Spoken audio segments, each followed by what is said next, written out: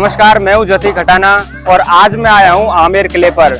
और यह आमेर का किला जयपुर में स्थित है और यह किला सबसे ऐतिहासिक माना जाता है। इस किले में कौन कौन सी चीजें देखने लायक हैं वो सारी हम बताएंगे। तो चलिए एक एक करके हम यहाँ की जितने भी ऐतिहासिक चीजें हैं वो आपको बताते हैं। यदि आप इस आमेर के फोर्ट पर घूमना चाहते हैं तो पहले जयपुर जंक्शन पर आइए और वहां से आप 20 या 25 रुपए में बस के थ्रू यहाँ पर पहुंच सकते हैं।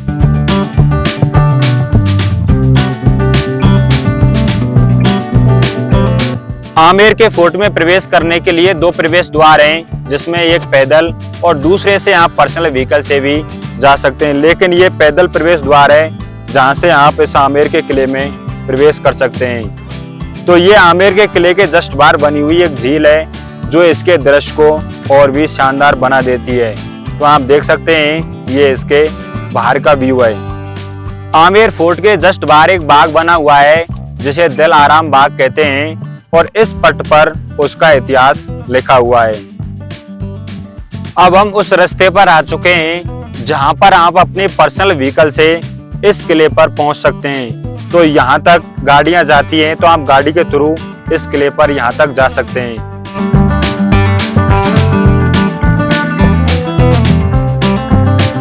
अब हम इस आमेर किले के उस स्थान पर आ चुके हैं जिसे जलेबी चौक के नाम से जानते हैं और इस चौक में कई मूवियों की शूटिंग भी हुई है, जैसे वीर, जोधा, अकबर।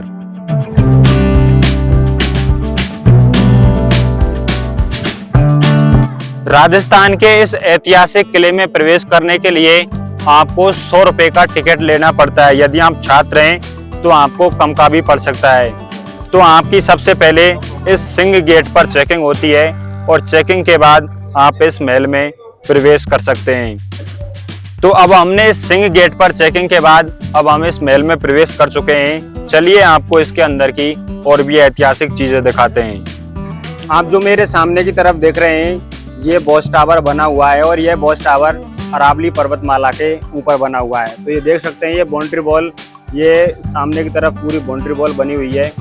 यहाँ पर ये कई गेट दिए हुए हैं। आप जो मेरे सामने की तरफ देख रहे हैं ये सूरज पोल है। इसके अलावा यहाँ पर ये चांद पोल है और जो ये आप ये चौक देख रहे हैं ये जलेबी चौक है। इसके अलावा जो सामने ये यहाँ पर जाली के जो यहाँ पर गड्ढे रखे हैं, बना रखे हैं, ये यहाँ पर घोड़े बांधे जाते थे और ऊपर की तरफ शाही परिवार आते थे यहाँ पर। वो शाही परिवार देखने के लिए यहाँ पर कोई भी प्रोग्राम होता था उनके लिए ये उपयोगी थे। इसके अलावा जो आप मेरे सामने की तरफ गेट देख रहे हैं ये सिंह गेट है और ये जो आप चौक देख रहे हैं ये दीवाने आम चौक है, जो सभी जनता के लिए कोई भी प्रोग्राम होते थे, होली, दिवाली, वो यहाँ पर मनाया करते थे। इसके अलावा ये आप जो देख रहे हैं ये राजा का दरबार है। यहाँ पर राजा का दरबार लगा करता था और यहाँ पर राजा बैठते थे। इसके अलावा उसके आसपास जितने भी मंत्रीगण थे वो सारे यहीं पे बैठा करते थे। आप जो ये खंभे देख रहे हैं यहाँ का पत्थर जो यूज हुआ था वो करौली धौलपुर का पत्थर है। इसके अलावा जो आप सफ़ेद पत्थर देख रहे हैं ये मकराना का है और इसी मकराने के पत्थर से आगरा का ताजमहल भी बनवाया गया था। और ऊपर जो आकृतियाँ आप देख रहे हैं ये हिंदू सभ्यता से रिलेटेड है और इस महल पर सबसे पहले मीणाओं का राज था। तो चलिए इसके बारे में और आपको बताते हैं। जो आप ये चौक देख रहे हैं ये दीवाने आम चौक है।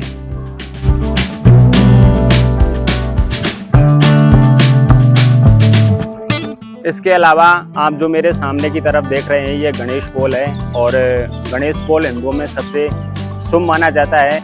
इसे गणेश पोल इसलिए कहा जाता है क्योंकि जब राजा युद्ध करने के लिए जाते थे तो ऊपर इस जाली में से रानी इनका स्वागत किया करती थी, फूलों की वर्षा किया करती कि मेरा राजा यहाँ पर सही सलामत लौटे। तो आप यहाँ की ये चित्रकला देख सकते हैं, कितनी शानदार चित्रकला दे रखी है और यहाँ पर गणेश जी की मूर्ति भी बनाई हुई है। ये मूर्ति कोई रंग पेंट से नहीं बनी बल्कि ये पत्थर से बनाई गई है। ये जो आप मेरे सामने की तरफ देख रहे हैं ये दीवाने खास है। यहाँ पर जो राजा था उसके जो खास आदमी हुआ करते थे वहाँ उनकी मीटिंग हुआ करती थी। खास लोग यहीं पर आया करते थे। राजा मान सिंह के 2 रानियाँ थी जिनका एक का रूम लेफ्ट तरफ है, दूसरे का राइट, वो भी दिखाएंगे। इसके अलावा इसे शीश महल भी कहा जाता है, एशिया का सबसे बड़ा शीश महल कहा जाता है। इसमें जितने भी कांच लगे हैं ये सारे कांच बेल्जियम से मंगवाए गए थे। और आप यहाँ पे देख सकते हैं पहले संगमरमर था और संगमरमर में ब्लैक पत्थरों की भी डिजाइनिंग बनाई गई है। चलिए उन दोनों रानियों के आपको महल दिखाते हैं, कमरे दिखाते हैं, वो उन दोनों रानियों के कमरे कहाँ पर हैं। दिन में तारे दिखाई देना, इस कहावत के बारे में तो आपने जरूर सुना होगा और यह कहावत यहाँ पर सिद्ध होती है। यदि आप दिन में भी यहाँ पर टॉर्च जलाओगे तो आपको हजारों की संख्या में यहाँ पर तारेनुमा आकृति दिखाई देती है, क्योंकि यहाँ पर शीशे बेल्जियम से मंगवाए गए थे। आप जो सामने की तरफ ये बगीचा देख रहे हैं, ये मुगलों ने रानी जोधाबाई के लिए बनवाया था, क्योंकि रानी जोधाबाई का जन्म यहीं जयपुर में इस आमेर किले में हुआ था, इसलिए उन्होंने जोधाबाई के लिए यह गार्डन बनवाया था।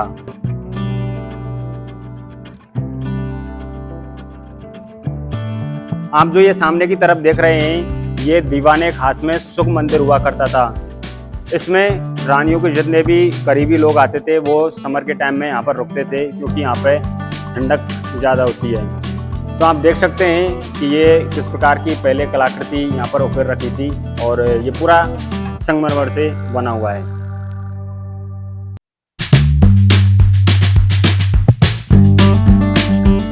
इसके अंदर आप जो देख रहे हैं ये पालकी चंदन से बनी हुई है, जिसमें रानी बैठकर जाया करती थी, क्योंकि उस वक्त रानी भारी भरकम कपड़े पहनती थी तो वो चल नहीं पाती, इस कारण से उन्हें इस पालकी में बैठाकर ले जाया जाता था। इसके अलावा आप जब दीवाने खास के इस सुख मंदिर के समीप आएंगे तो ये गेट देखेंगे जो चंदन की लकड़ी से बना हुआ है। और इसके अलावा आप यहाँ पर जो नक्काशी देखेंगे ये ओरिजिनल हाथी के दांतों से बनी हुई है। इसमें कुछ बाकी है, कुछ लोग ले गए थे, लेकिन ASI के द्वारा इसमें फिर शीशा जड़वा दिया गया था।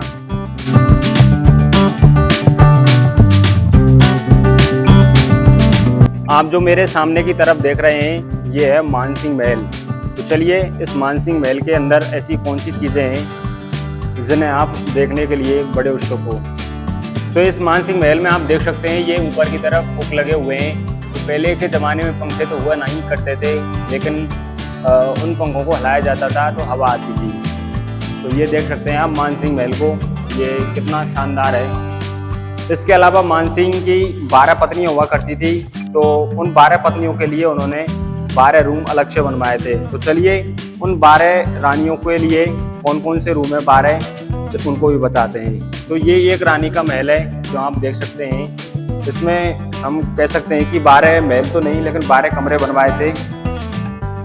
तो देख सकते हैं आप, ये दूसरा है। इसके अलावा ये तीसरा कमरा है जहाँ पर उनकी रानियां रहा करती। इसी प्रकार राजा मान सिंह ने सभी रानियों के लिए एक ही प्रकार के 12 कमरे बनवा दिए। इसके अलावा इस मानसिंह महल की सुरक्षा करते थे किन्नर। और ये जो आप देख रहे हैं ये रानियों के नहाने की व्यवस्था है। यहाँ पर एक रानी का टब भी कह सकते हैं आप इसे।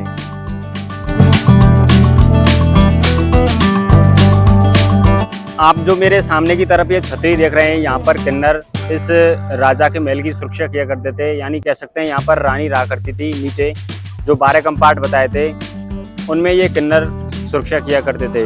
इसके अलावा आप जो ये आकृति देख रहे हैं इस महलनुमा की, इसे 12 दरी बोलते हैं। यहाँ पर राजा की 12 पत्नियों का निवारण हुआ करता था, जिसमें देख सकते हैं एक तरफ 3 बैठा करती थी, दूसरी तरफ 3, फिर 3।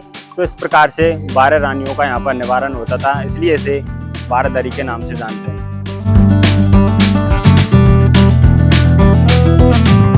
आप जो सामने की तरफ ये फोटो देख रहे हैं ये राजा मानसिंह, उनकी पत्नी और उनकी बेटी दिया कुमारी का फोटो है, जो वर्तमान में राजस्थान की डिप्टी CM है। इसके अलावा ये उनका बेटा है, जिसकी जयपुर में सिटी पैलेस और जयगढ़ का किला प्राइवेट प्रॉपर्टी है।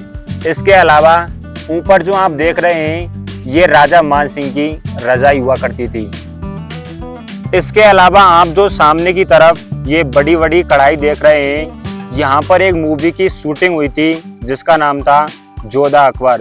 तो उस मूवी में भी इन कढ़ाइयों को दिखाया गया है। यहाँ पर इन कढ़ाइयों से यहाँ पर मूवी की शूटिंग करने वाले जितने भी व्यक्ति थे उनके लिए खाना बनाने के लिए तैयार होती थी। तो आप देख सकते हैं उन कढ़ाइयों को आजकल यहीं पर छोड़ दिया गया है। लेकिन इसके अलावा इस आमेर किले में एक बड़ा सा मटका रखा हुआ है जो आज भी पुरानी सभ्यता को साबित करता है। ये घड़ा बहुत बड़ा है, इसमें पहले राजा महाराजा पानी पिया करते थे। इसके अलावा आप जो मेरे सामने की तरफ देख रहे हैं, यहाँ पर अश्वल घोड़े बांधे जाते थे और यहाँ आप देख सकते हैं। इसके अलावा राजा की जो जेल हुआ करती थी, ये उस जमाने की जेल हुआ करती थी जिसमें कैदियों को रखा जाता था।